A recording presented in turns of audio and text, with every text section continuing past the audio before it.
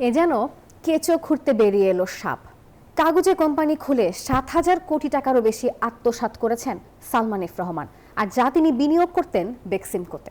দুদকের অনুসন্ধানে বেরিয়ে এসেছে এমনই সব তথ্য।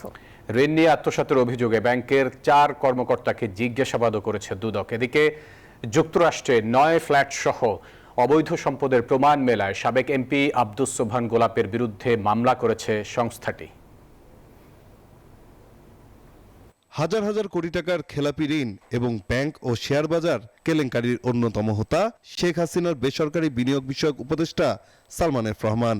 গেল কয়েক মাসে তার বিরুদ্ধে দুদকের দুর্নীতির তদন্তে বেরিয়ে আসছে থলের বিড়াল। দায়িত্ব পালনকালে ক্ষমতার অপব্যবহার। দুদকের তথ্য বলছে 2015 সালে আইএফআইসি ব্যাংকের চেয়ারম্যান পদে বসেন সালমান এফ রহমান। ছেলে শায়ান এফ রহমানকে বানান ভাইস চেয়ারম্যান। বাবা ছেলে মিলে নতুন নতুন প্রতিষ্ঠান খুলে সেসব প্রতিষ্ঠানে ঋণ নিয়ে সেই টাকা বিনিয়োগ করত বেক্সিমকো গ্রুপে। এভাবে কাগুজে প্রতিষ্ঠানের নামে 2,375 কোটি টাকা আত্মসাতের অভিযোগ ওঠে সালমান এফ রহমানের বিরুদ্ধে। যদিও দুদকের অন্য একটি নথির তথ্য বলছে অন্তত 14টি কাগুজে প্রতিষ্ঠানের মাধ্যমে আইএফআইসি ব্যাংক থেকে আত্মসাৎ করেছেন 7,129 কোটি টাকা। সবচেয়ে বেশি টাকা সরানো হয় 2022 থেকে 24 সালে।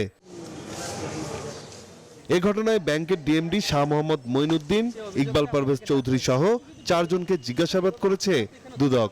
আইএফআইসি ব্যাংক পিএলসি কর্তৃক ভুয়া প্রতিষ্ঠানের নামে ঋণ দেখিয়ে 2,375 কোটি টাকা আত্মসাতের অভিযোগে এই অনুসন্ধানটা রয়েছে এবং এই অনুসন্ধান সংক্রান্তে অভিযোগ সংশ্লিষ্ট ব্যক্তিদের মধ্য থেকে 4 জনকে জিজ্ঞাসাবাদের জন্য ডাকা হয়েছে।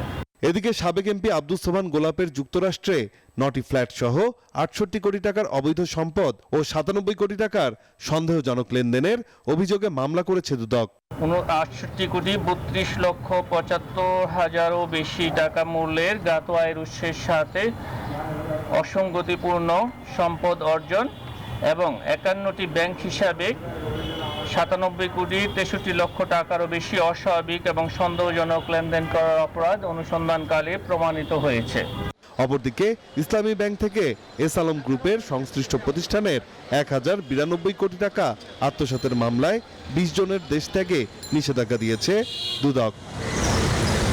নাইম আলজিকো, নিউজ 24, ঢাকা।